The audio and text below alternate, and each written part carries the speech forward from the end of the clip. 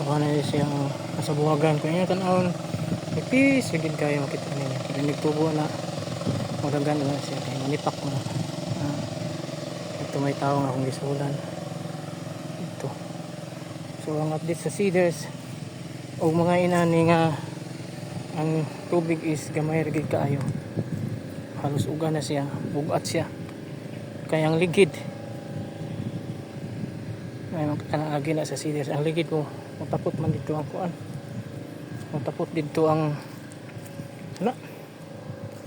lapok. Yan iguy din mo perting bugata. Tanaw na to ha. So kani siya nga design. Apa. Tingnan natin. Yan. Itong design na Cedars kung saan ito nagaling. Okay nga ito. Yan. Okay lang ito kung may kunting tubig. Hindi kagaya niyan. Yan.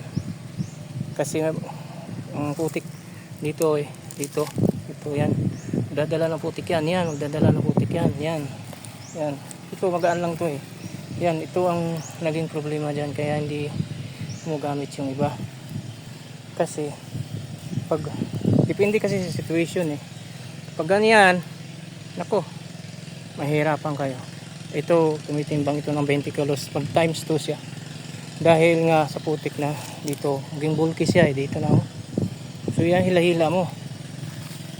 So kung may tubig kunti okay lang, pero kung kagaya niyan mahirapan yung paghihila nito. So ito yung update natin sa Cedars, yung pag-spread ng seeds through rice Cedars. So itong area na to titingnan natin to kung anong itsura. Ngayon di mo pa masyadong makita dahil manipis lang yung pinalagay ko. Mga 25 to 30 kilograms per hectares. No 40 pala 40 kilograms.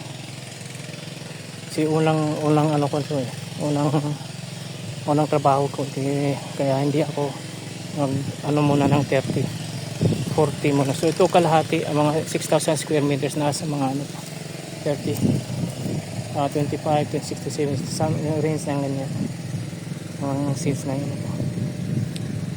So tungkol naman sa seeds, okay naman yung seeds. Okay yan.